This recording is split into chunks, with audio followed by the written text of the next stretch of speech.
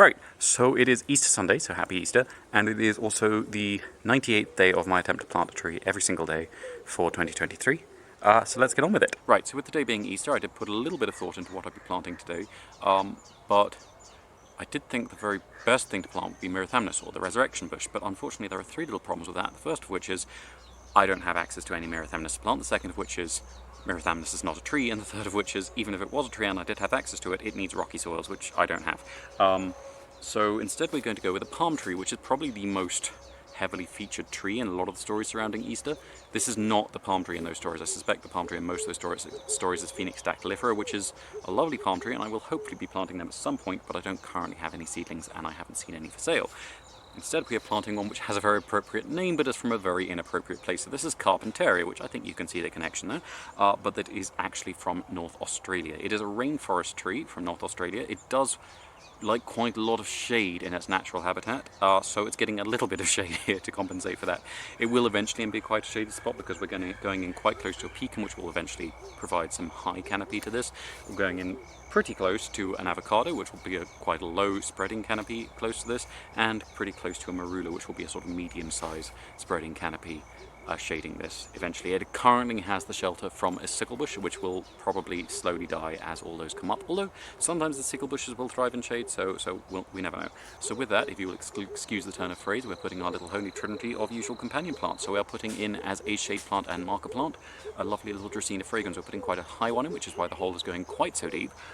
We're also putting in as our physical barrier an aloe arborescens, which should spread out nicely and form a nice thicket around the base of this, preventing anything getting too close, and also shading the soil and keeping it nice and cool down there. And finally, as our little toxic barrier, we're going to be putting in something that also will contribute to the physical barrier. So this is Euphorbia milli, the thorn of Christ, which also seemed appropriate for today. So that should be everything for today. Thank you very much for watching. Please tune in again tomorrow if you feel like it. Don't if you didn't, and have a happy Easter.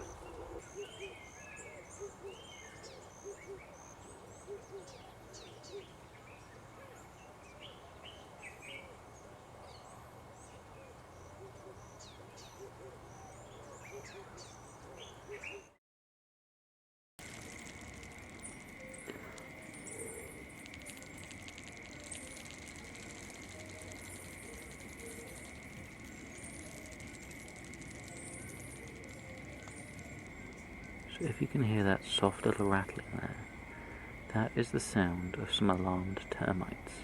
So basically, as the workers are out gathering their leaves, if something comes along and disturbs these little guys, you can just see the jaws of poking out of these two little holes here. They will rattle their heads up and down, which, especially if there's leaves over the burrow, makes quite a lot of noise. And it's quite an alarming sound to hear when you're out walking in the dark.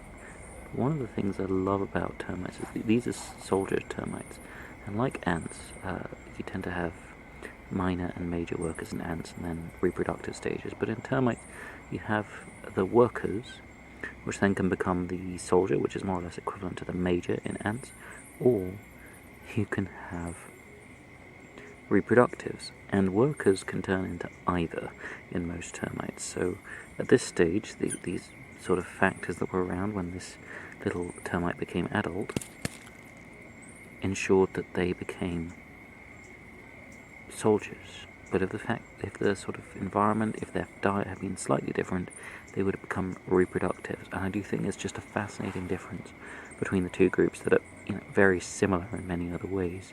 Because an ant is sort of determined from birth what it's going to be, but a termite has, its whole life ahead of it up until it becomes an adult.